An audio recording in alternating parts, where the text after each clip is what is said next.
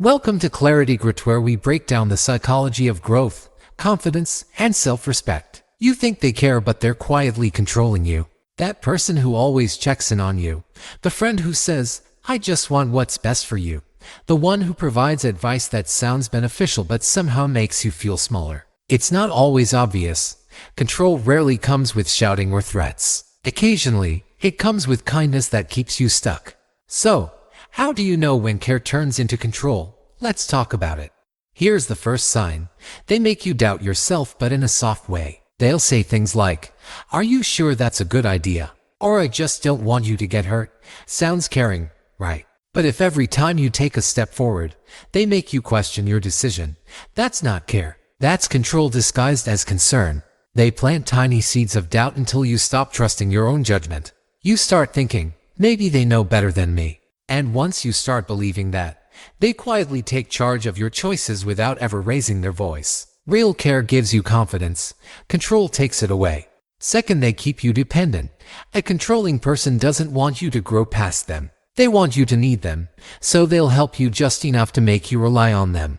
They'll say, "Don't worry, I'll handle it," even when you could handle it yourself. Or they'll guilt you into staying close. "You've changed. You don't call me anymore."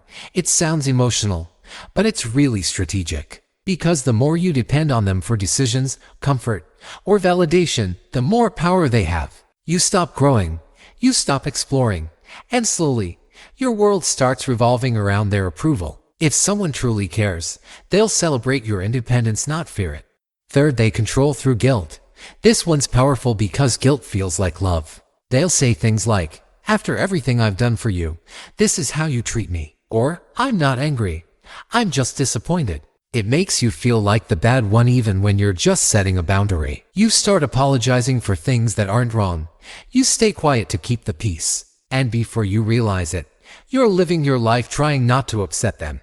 That's not peace.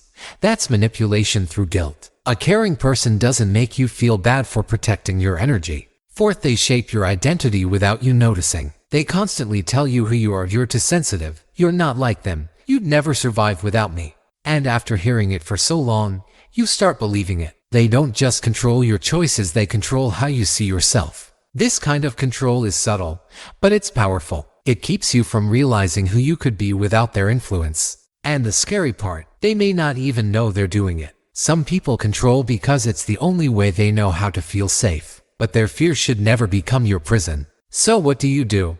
How do you take back control without turning cold or bitter? First, you start noticing. Awareness breaks manipulation. When you catch those subtle guilt trips or doubts, pause and ask yourself, is this about my well-being or their comfort? If it's about their comfort, set a boundary. You don't owe emotional obedience to anyone. Second, rebuild your inner voice. People can only control you when you stop trusting yourself. So start making small decisions again, even tiny ones. What to wear, who to meet, when to rest. Every time you choose for yourself, you weaken their hold. And third, remember this so you can care about people without letting them control you. Love doesn't mean surrender. You can say no and still be kind. You can create distance and still wish them well. Here's the truth. The people who truly care about you want to see you stand tall, even if it means standing away from them. They don't shrink your world, they expand it. They don't silence your voice, they help you hear it louder. And they don't chain your growth to their comfort, they push you toward your potential. So if you've ever felt trapped by someone's good intentions, it's okay to step back. You're not ungrateful, you're just waking up. Because sometimes, the kindest thing you can do for yourself is stop mistaking control for care. If this made you think, take a moment to reflect who in your life gives you confidence and who quietly takes it away. Let me know your thoughts in the comments. Hit like if this helped you see something clearly, and subscribe for more videos on self-respect, psychology, and growth. This is ClarityGrit. Stay strong, stay clear, and keep growing.